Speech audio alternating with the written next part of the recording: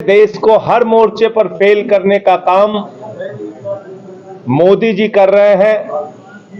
उत्तर प्रदेश में मोदी योगी की double engine की सरकार कर रही है।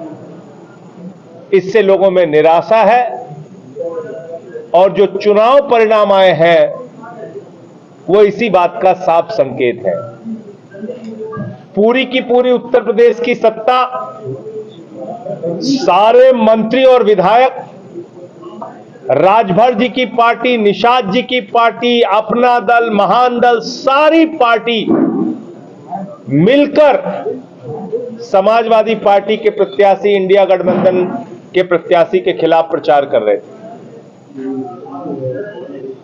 और 1,24,000 वोट वहां समाजवादी पार्टी के प्रत्याशी को मिला।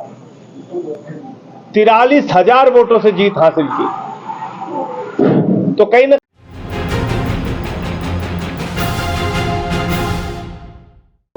पत्रकार बंधुओं को नमस्कार। उत्तर प्रदेश में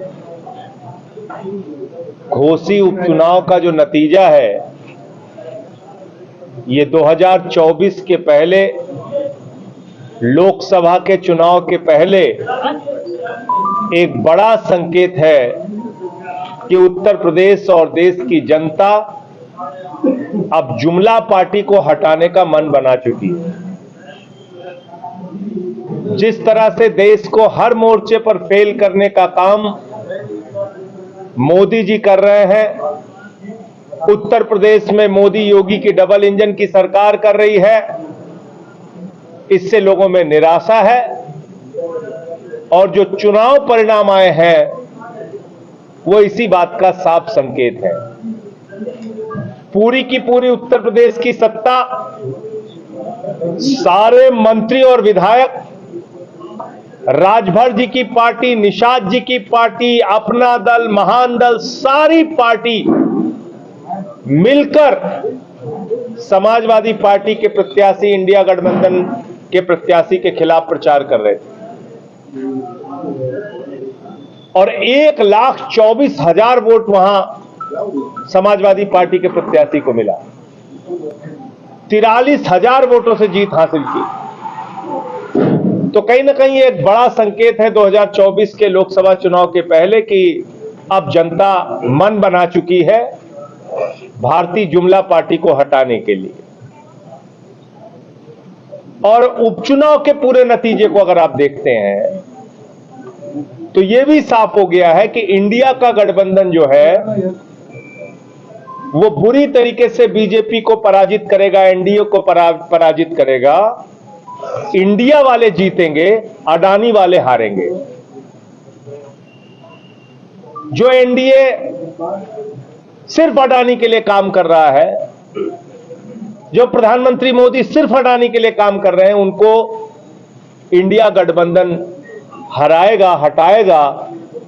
तो इंडिया वाले जीतेंगे, अडानी वाले हारेंगे। ये भी इस बात का संकेत है। बंगाल का उपचुनाव का नतीजा देखिए। भारतीय जनता पार्टी को हराने का काम टीएमसी ने किया। 96,000 वोट मिले। 1,35,000 वोट झारखंड में मिले। जेएमएम का प्रत्याशी वहां से जीता।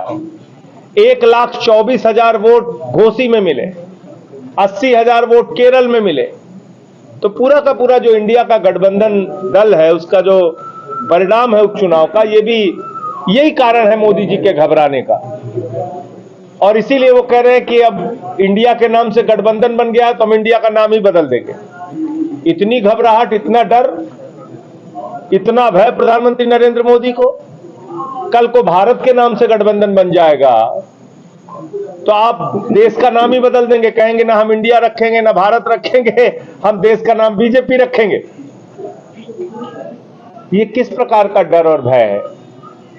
ये तो देश के साथ धोखा है कि आप देश का ही नाम बदलने पर उतारू हो गए। बाबा साहब डॉक्टर भीमराव अंबेडकर ने जो संविधान लिखा, उसका आर्टिकल 1 कहता है इंडिया दैट इज भारत।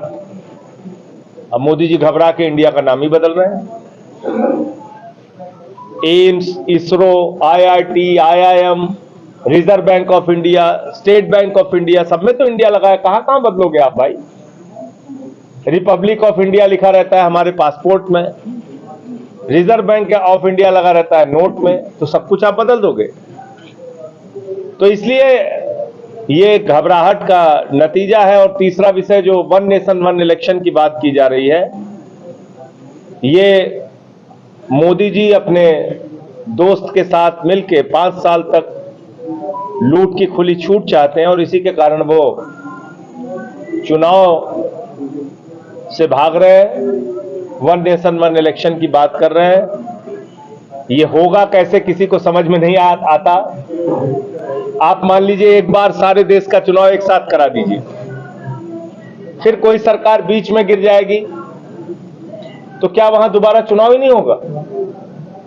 क्या वहां राष्ट्रपति शासन लग जाएगा? देश का चुनाव हुआ, मान लीजिए लोकसभा का, लोकसभा की जो सरकार बनेगी चुनाव के बाद 5 साल का कार्यकाल वो नहीं पूरा कर पाती, 2 साल में सरकार गिर जाती, तो देश का चुनाव नहीं होगा। ये क्या करना चाह रहे हैं वन नेशन वन इलेक्शन के नाम पे? मोदी जी समझ के बाहर है। तो इसलिए जो इस समय मुद्दे हैं देश के सामने वो बहुत महत्वपूर्ण है, महंगाई के, बेरोजगारी के, किसानों के, और उसके नाम पे जनता वोट देगी। आज मैं लखनऊ